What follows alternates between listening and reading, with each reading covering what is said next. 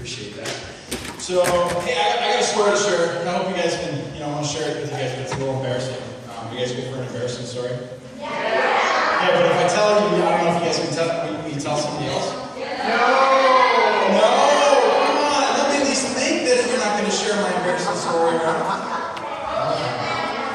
All right, well, that's great. The wife was really busting on that. That's fantastic.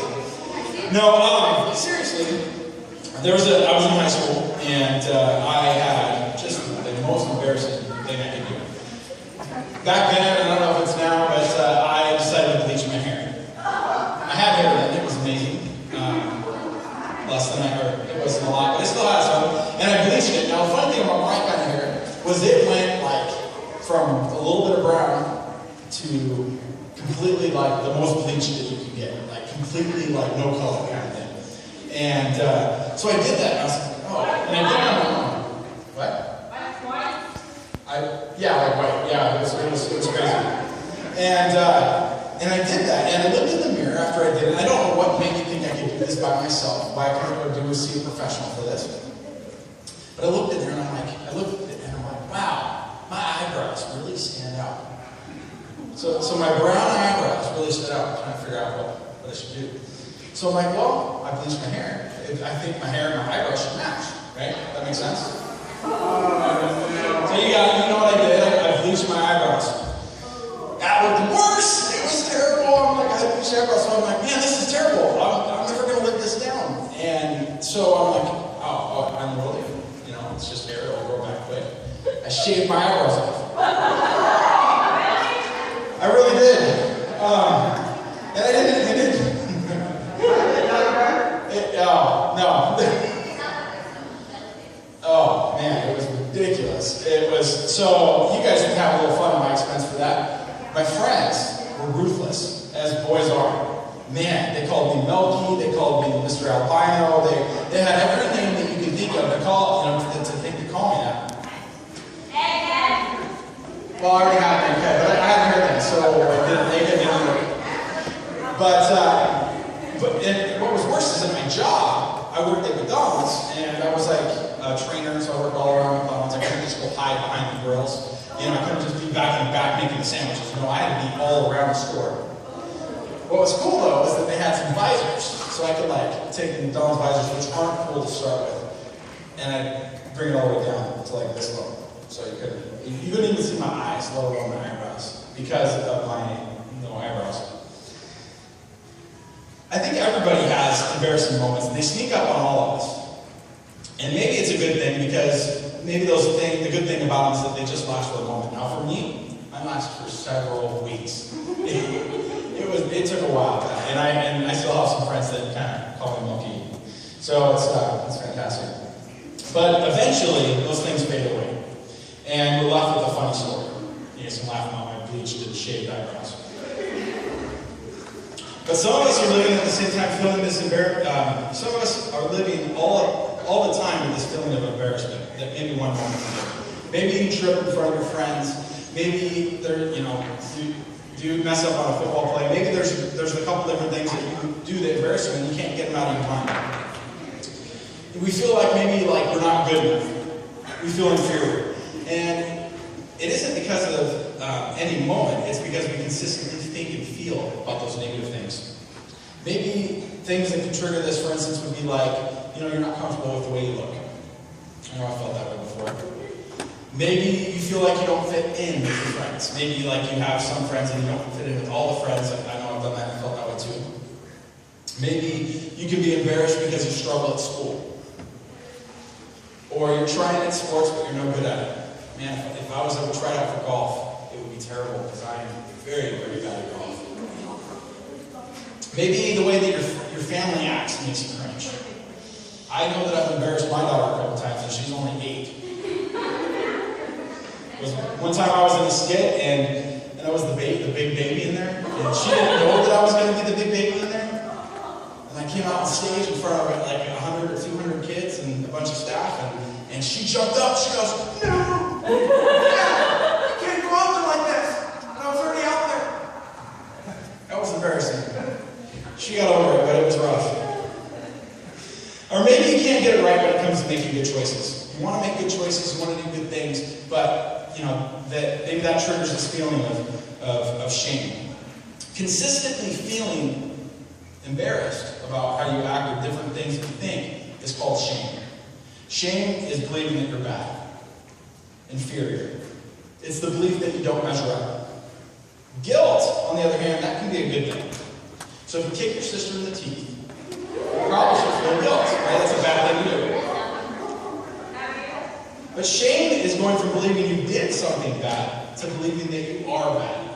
You guys follow? So it's not something that you do, it's something that you feel like you are.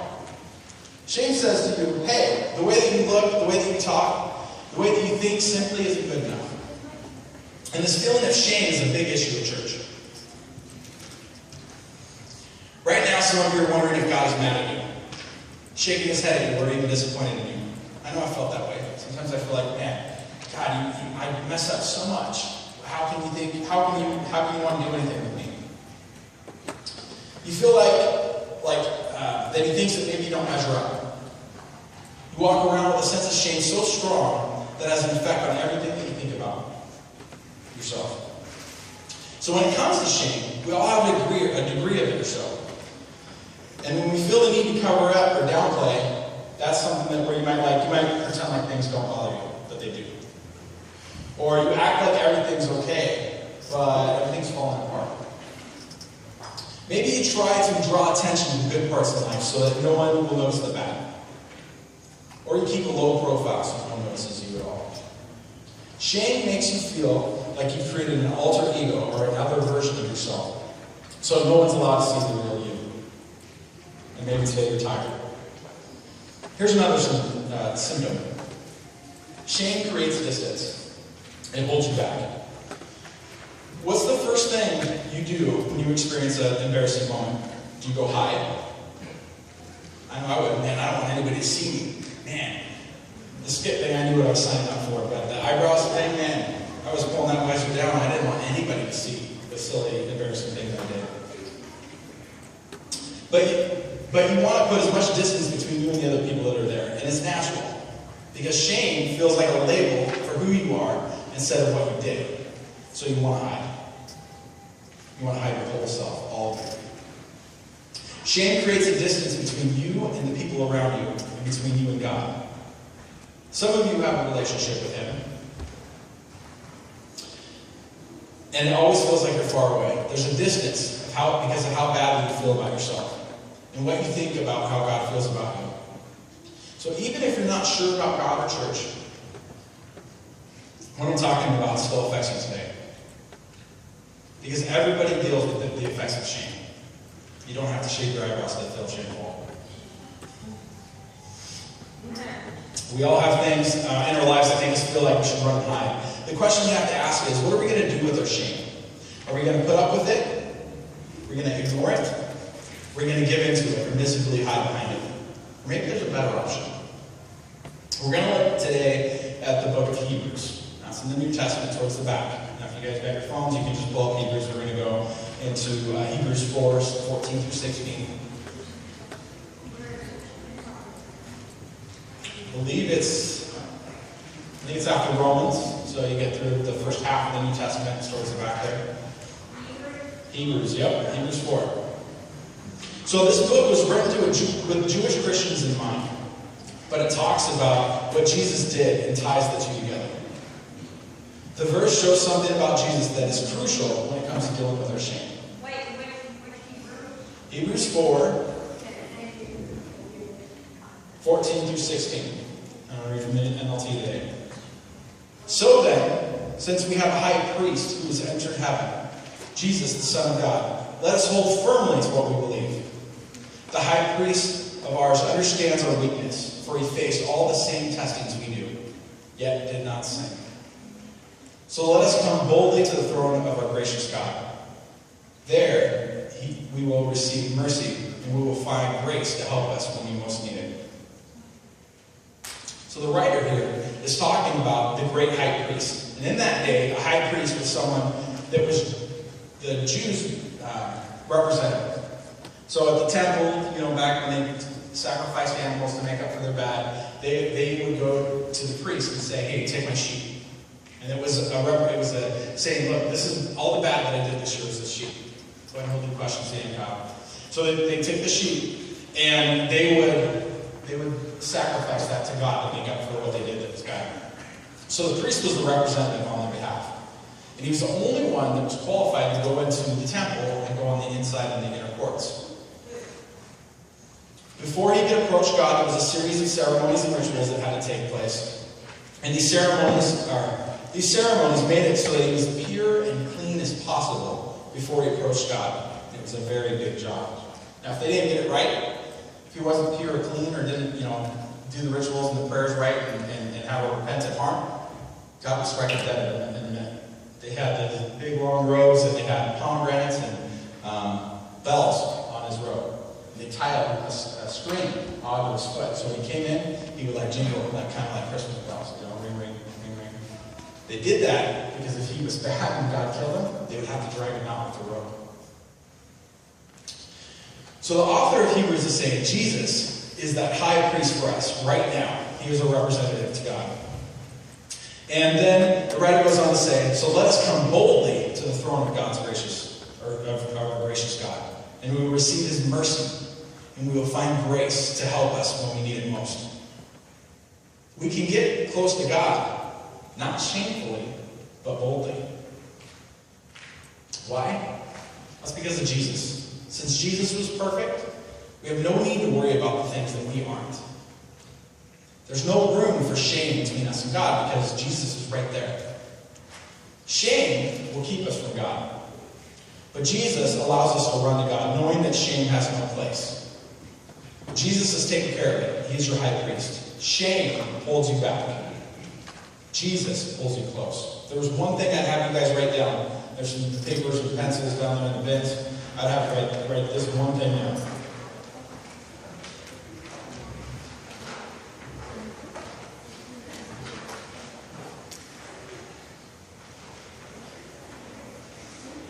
All right, shame holds you back.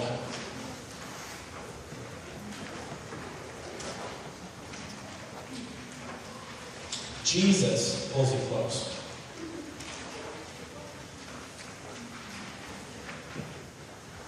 All right, one more time. But here's your special. All right, shame holds you back. Jesus pulls you close. All right, one more time, one last time. Shame holds you back, but Jesus pulls you close. Shame doesn't choose how you relate to God. Jesus does. Jesus made a way for us, or made a way to get close to you, and for you to get close to God. Shame holds you back. Jesus pulls you close. No matter who you are, no matter what you've done, shame gets in between you and God, but Jesus pulls you close. There's something else that I don't want you to miss. Something huge. Jesus did all of this by becoming one of us. The verse says that he is able to relate to weakness. He gets us. It's one of the main reasons why he came, so that we would know that he can relate to us.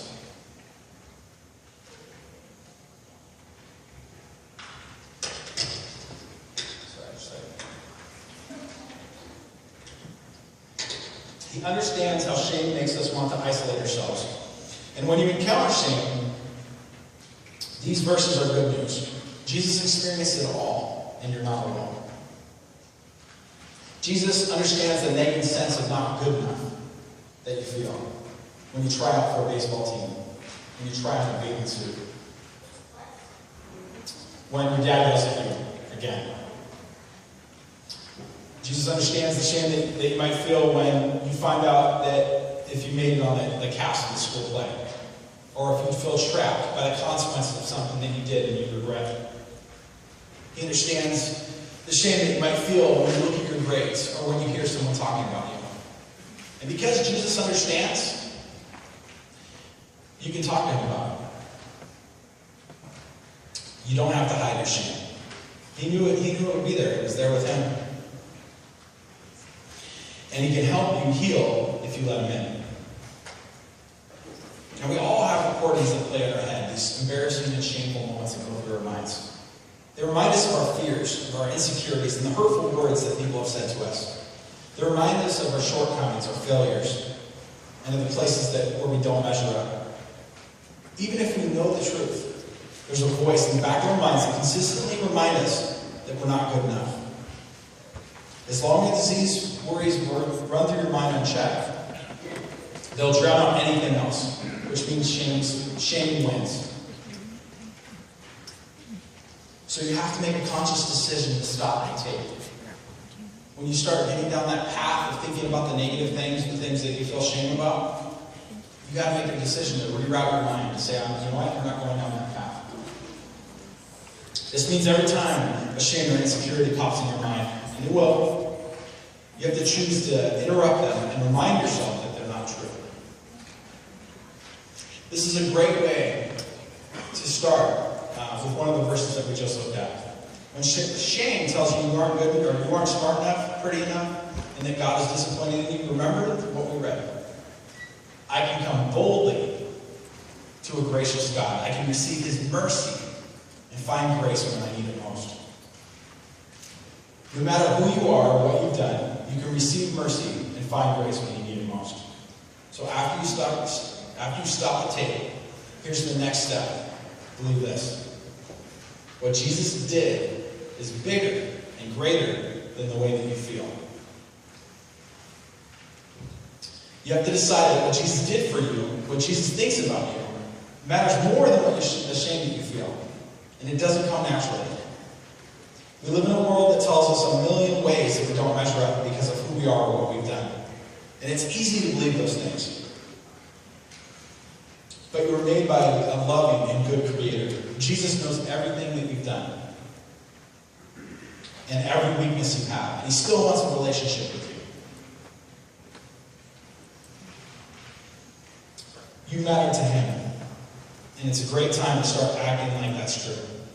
That means you make a decision to stop putting yourself down. Start giving yourself a break. God made you. He loves you. And He likes you too. Let's take a cue from Him.